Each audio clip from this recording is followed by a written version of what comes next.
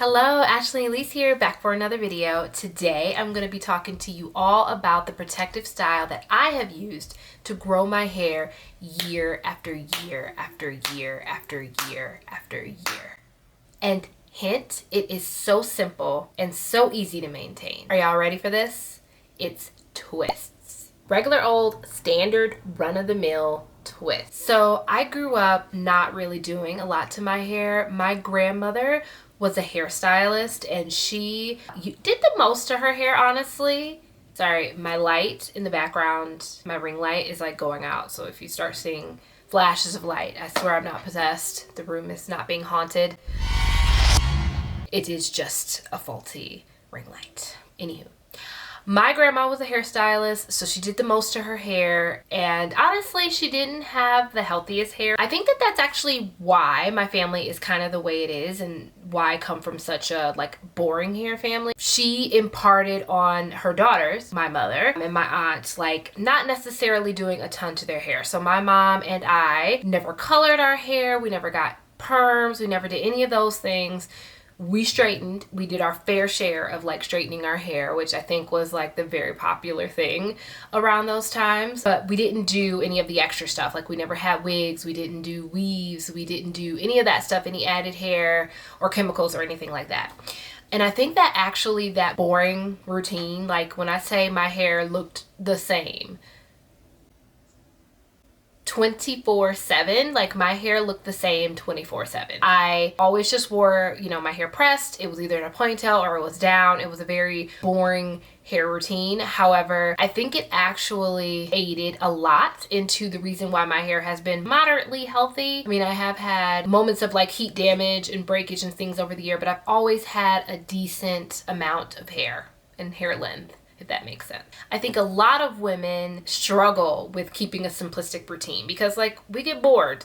We want different styles. We want to look cute all the time. And we're constantly manipulating. We are constantly putting chemicals. We're constantly having our hands in our hair trying to style it different ways. And I think that that is why, traditionally speaking, a lot of women have struggled with retaining length. So I'm going to tell you what you probably don't want to hear. The simplest routine is probably the best routine. So let's get into talking about the details of my specific routine. So in a month, I will do a 3-week on, 1 week off. And what that pretty much means is that for 3 weeks, I am usually in a protective style. So I will, right before that 3 week starts, I will wash, I will condition, I will do my hair routine, which I will link here somewhere with how I prep my hair to go into a protective style.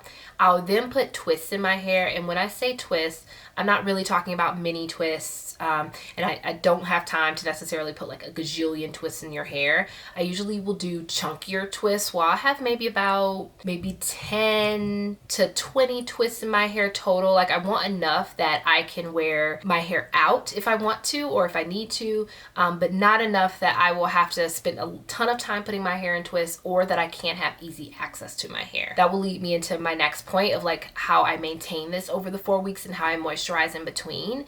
The key is that you do not want to have twists that are too small because then you can't access your hair. Now that doesn't mean that I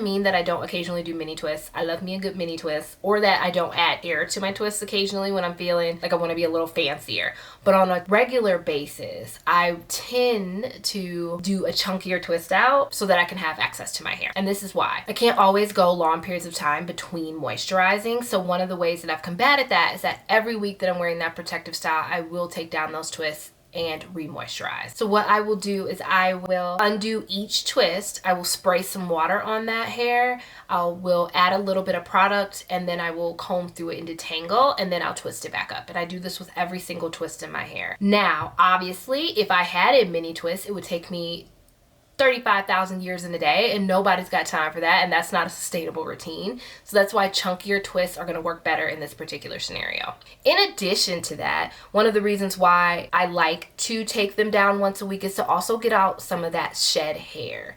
Oftentimes you will find after a protective style, you have so much shed hair and detangling that you have to do after you've like let go of that style. By doing this routine once a week and taking each twist down and combing it out, I can make sure I get out all of that shed hair so that when wash day comes at the end of the month, it's not as overwhelming and I can typically get through it a lot quicker. That's typically how I will do that process. At the end of those 3 weeks is when I will take my hair down and wear a twist out. And so that'll allow me to have 1 week where I'm wearing my hair out and about and kind of refresh me to continue doing protective styling. I will typically do this routine for about anywhere from 3 to 6 months, and I'll allow my hair to really rest. And I have seen the quickest hair growth in those moments when I have like stayed true to this routine. If you are looking for the fastest, quickest way and easiest way to honestly grow your hair out, this is the way to do it. Like dedicate yourself to like 6 months or even 3 months, honestly. You can do 3 months, 6 months, or even a year if you're feeling really ambitious.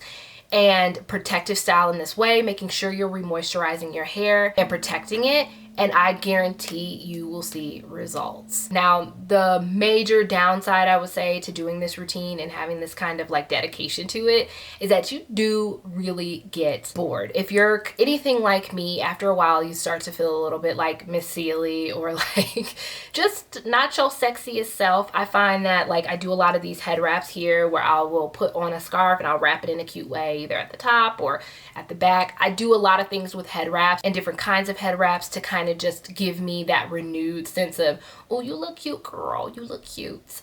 But you do get bored. That is the realities of the situation. But I guarantee you, once you've gone through that period and you've just sacrificed a little bit to have the long-term results, you will see results and you'll be so proud of yourself for sticking to it. So yeah, that's pretty much it. I just wanted to let you all know how I do my protective styling.